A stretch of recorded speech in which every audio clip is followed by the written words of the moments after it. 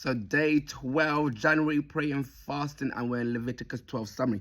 Now, this is all about what they should do after childbirth and the fact they were unclean. So if a woman was to have a son, she'll be unclean for a certain amount of period, but almost like maternity leave, because she's not meant to touch anything.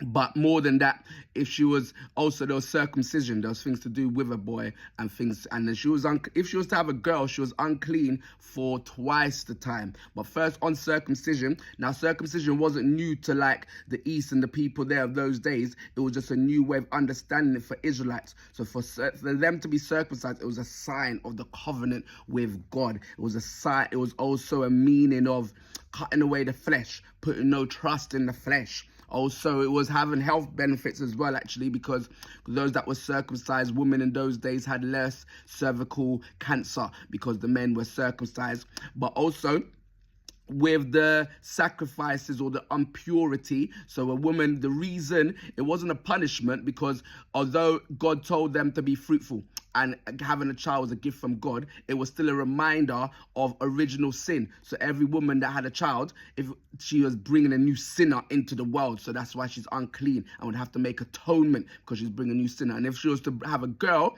is in the sense she's bringing a sinner that would bring more sinners. So that's why it was double the time of impurity if she was to have a female.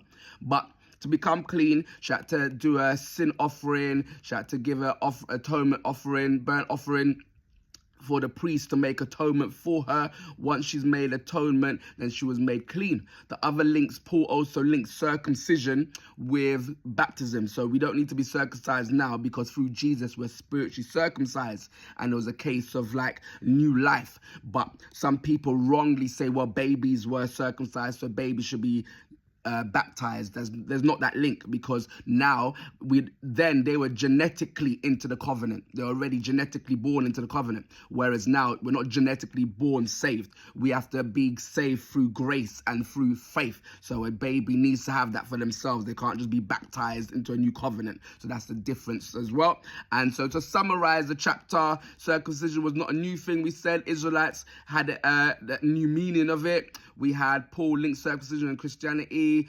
We said they were not genetically born into it. They were genetically born then, but we're not genetically born into the new covenant. Then we had, she shall be unclean. She shall not touch any hallowed thing.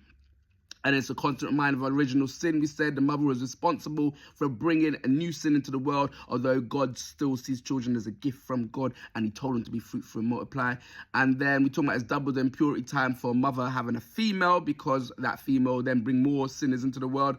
And then mother had to bring sacrifice to make atonement, and then because of bringing the sin into the world. And then once the priest made atonement, she was then regarded as clean. And it also notes Jesus' family offered only a pair of turtle doves, because as a member of atonement, there's different types of meat depending on how rich you are. So Jesus' family only bought turtle doves, which was the poorest type. So it shows that Jesus was not from a wealthy family. He was made poor so we could be rich.